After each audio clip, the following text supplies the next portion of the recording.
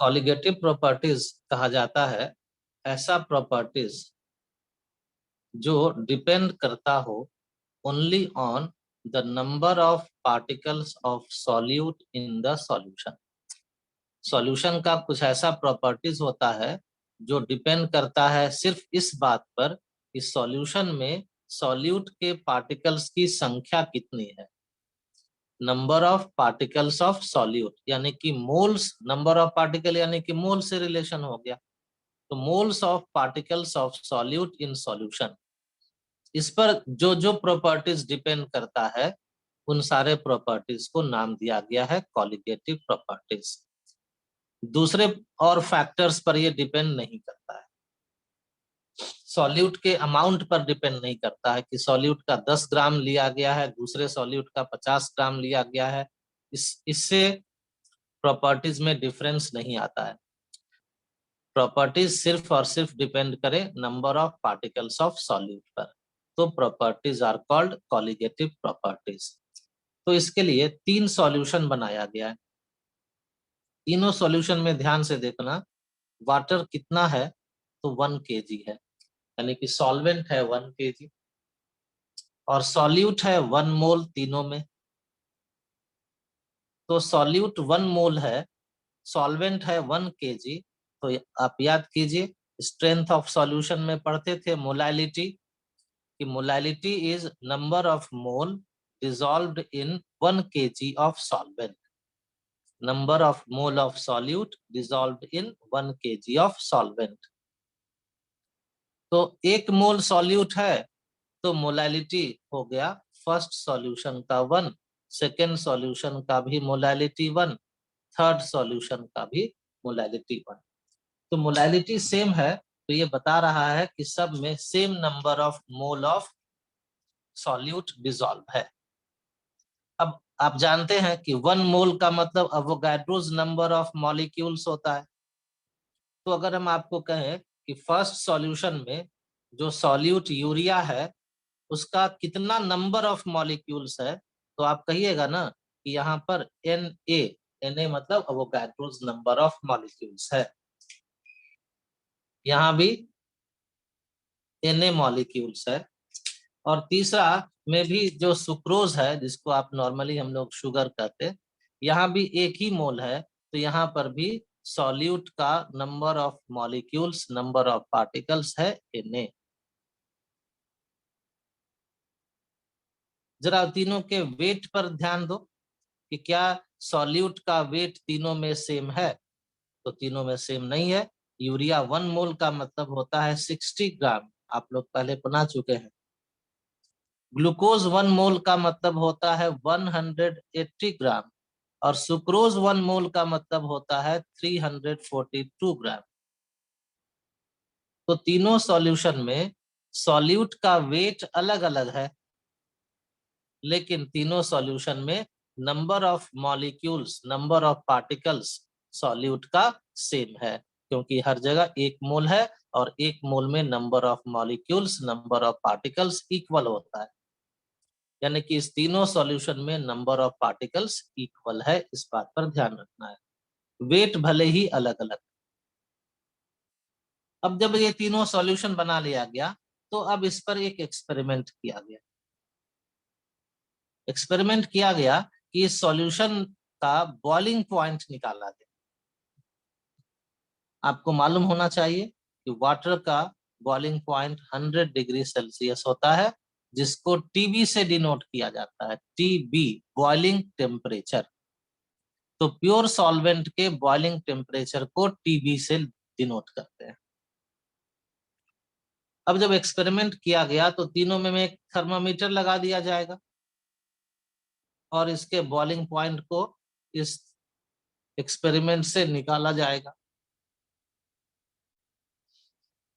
Thermometer लगाकर solution को boil किया और बॉइलिंग पॉइंट निकाला। तो फर्स्ट सॉल्यूशन का बॉइलिंग पॉइंट आया 100.52 डिग्री सेल्सियस। ये सब आपको वैल्यू याद नहीं रखना, ये सब क्वेश्चन में दिया रहेगा। सेकेंड सॉल्यूशन में बॉइलिंग पॉइंट आया सेकेंड सॉल्यूशन का 100.52 डिग्री सेल्सियस, और थर्ड का भी बॉइलिंग पॉइंट आया इतना ही 100.52 डिग्री सेल्सियस। तो अब ये निकाल लिया गया कि बॉइलिंग पॉइंट में डिफरेंस कितना हुआ। तो पहले था 100 डिग्री सेल्सियस और अब बढ़कर हो गया 100.52 डिग्री सेल्सियस। तो इस डिफरेंस इन बॉइलिंग पॉइंट को डिनोट करते हैं डेल्टा टीबी से। डेल्टा मतलब डिफरेंस और टीबी मतलब बॉइलिंग पॉइंट। तो difference in boiling point delta TB mathematically लिखा जाता है T dash B minus TB. अब ये टी डैश बी क्या है और टीबी क्या है? तो टीबी तो है प्योर वाटर, प्योर सॉल्वेंट का बॉइलिंग पॉइंट 100 डिग्री सेल्सियस, और टी डैश बी है boiling point of solvent in solution. यानी कि सॉल्यूशन का जो बॉइलिंग पॉइंट है उसको दे दिया गया है नाम टी डैश, मतलब टर्म दिया गया है टी डैश बी। तो डिफरेंस इन बॉइलिंग पॉइंट को निकाला गया तो ये मिला delta TB equal to T dash B minus TB. तीनों में आ गया ये 0.52 डिग्री सेल्सियस, 0.52 डिग्री सेल्सियस और यहाँ भी 0.52 डिग्री सेल्सियस। हाँ सुमित, भेजो क्वेश्चन, क्या तुमको पूछना चाहते हो?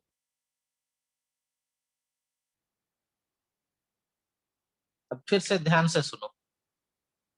तीनों सॉल्यूशन में सॉल्यूट अलग अलग है, सॉल्यूट का वेट अलग अलग है, 60 ग्राम, 180 ग्राम या 342 ग्राम।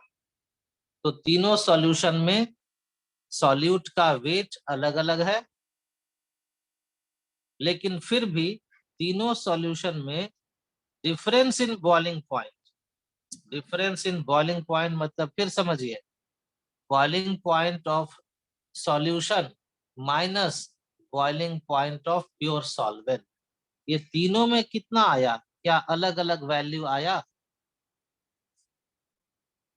ये तीनों में सेम वैल्यू आ गया।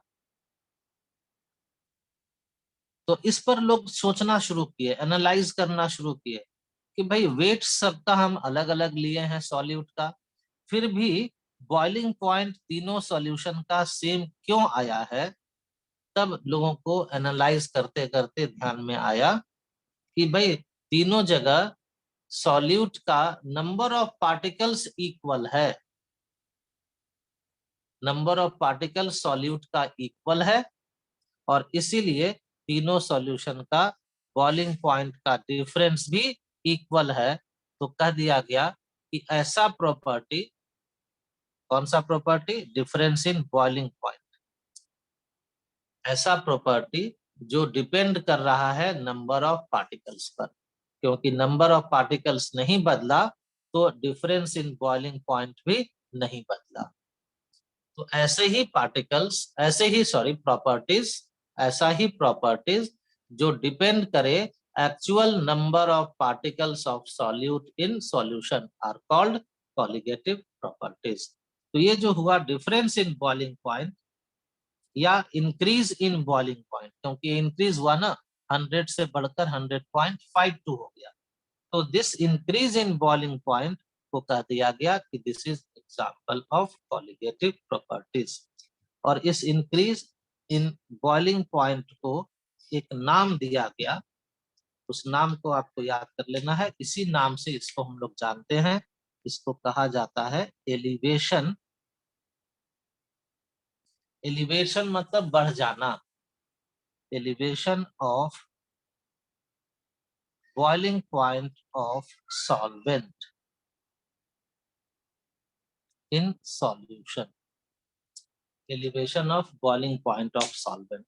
बॉइलिंग पॉइंट ऑफ सॉल्वेंट क्यों कहते? क्योंकि सॉल्वेंट ही ना बॉयल करेगा, क्योंकि जो सॉल्यूट है वो तो नॉन वोलाटाइल है और नॉन इलेक्ट्रोलाइट है।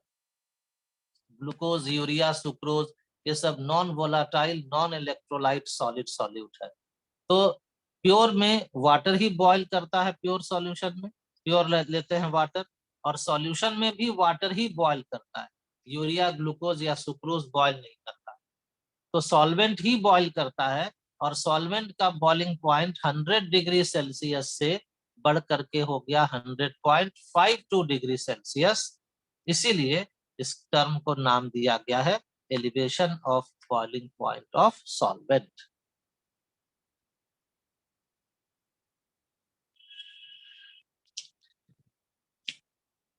फिर से यहां से सुन लीजिए, दूसरा एक्सपेरिमेंट किया गया जिसमें इस तीनों सॉल्यूशन के फ्रीजिंग पॉइंट को निकाला गया। वाटर का प्योर स्टेट में फ्रीजिंग पॉइंट 0 डिग्री सेल्सियस लेते हैं। तीनों सॉल्यूशन का जब फ्रीजिंग पॉइंट निकाला गया तो आया -1.86 -1.86 डिग्री सेल्सियस, यानी कि तीनों का decrease in freezing point same हो गया। तो डेल्टा टी एफ जो कहते हैं क्या क्या, ये T F minus T dash F. तो टी एफ कितना है 0 degree Celsius, minus T dash F कितना है -1.86 डिग्री सेल्सियस। तो कितना हो गया ये, ए के लिए 0 माइनस 1.86 तो आ गया 1.86 डिग्री सेल्सियस। बी के लिए भी 0 माइनस 1.86 तो इसके लिए भी 1.86 डिग्री सेल्सियस। और थर्ड सॉल्यूशन के लिए भी ये वैल्यू आ गया 1.86 डिग्री सेल्सियस। तो इस तरह से जब एक्सपेरिमेंट करके तीनों सॉल्यूशन जिसमें सॉल्यूट का वेट अलग अलग है लेकिन मोल्स सेम है, मतलब नंबर ऑफ मॉलिक्यूल्स सेम है, मतलब डेफिनेशन में जो लिखा है number of particles of solute तीनों में सेम है, तो तीनों में डिक्रीज इन फ्रीजिंग पॉइंट भी सेम आया। इस डिक्रीज इन फ्रीजिंग पॉइंट के लिए टर्म यूज किया जाता है depression of freezing point. Depression मतलब decrease, depression of freezing point of solvent, तीनों में सेम आया। तो फिर वैसे ही एनालाइज कर लेते हैं कि भाई तीनों सॉल्यूशन में तीनों का मोलैलिटी सेम है, मतलब तीनों जगह सॉल्यूट का नंबर ऑफ पार्टिकल्स 1 मोल है, यानी कि नंबर ऑफ पार्टिकल्स सेम है।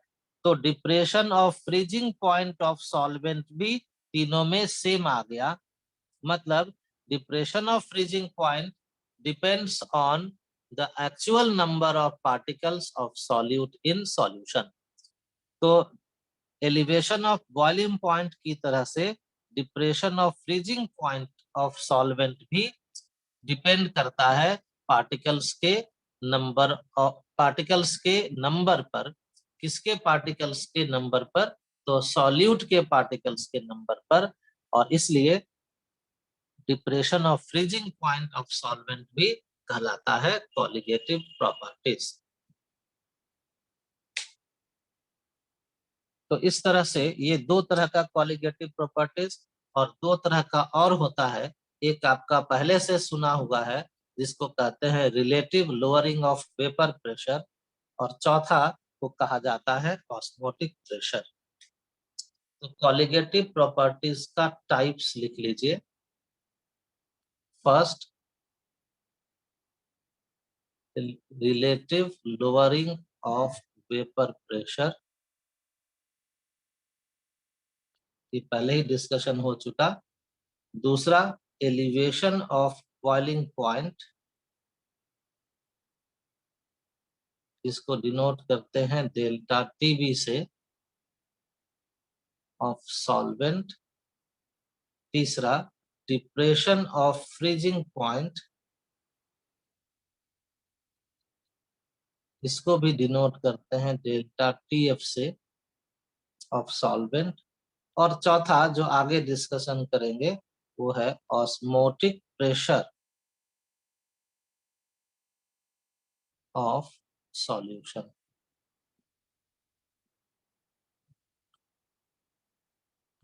तो ये चार तरह का कॉलिगेटिव प्रॉपर्टीज होता है जो अभी हम लोगों को पढ़ना है।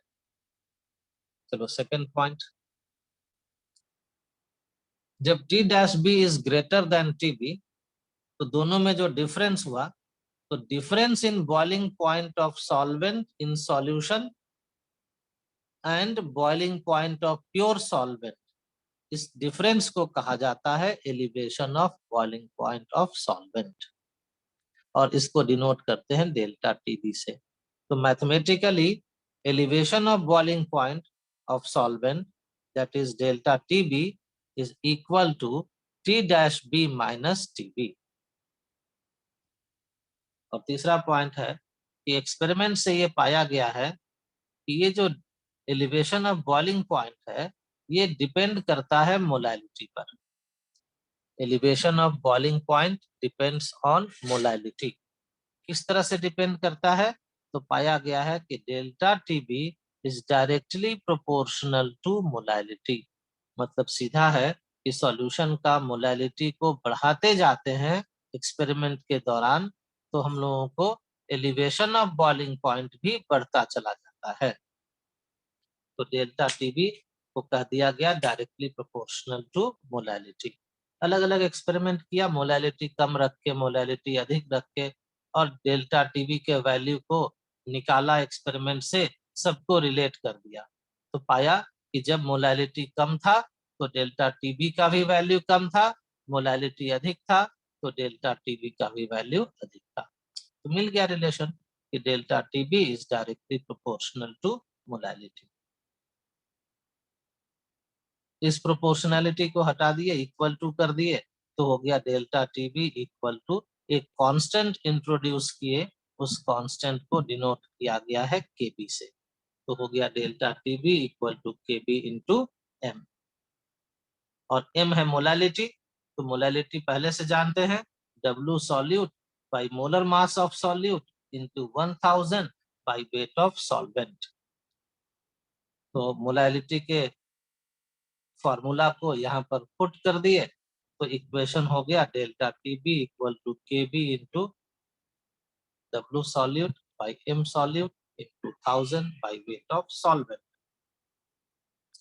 और यहाँ पर जो केबी है, इस केबी को कहा जाता है मोलर एलिवेशन कांस्टेंट।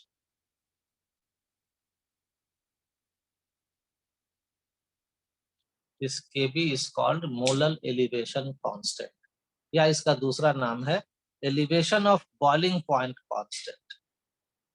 तो केबी को मोलर एलिवेशन कांस्टेंट या elevation of boiling point constant भी कहते हैं।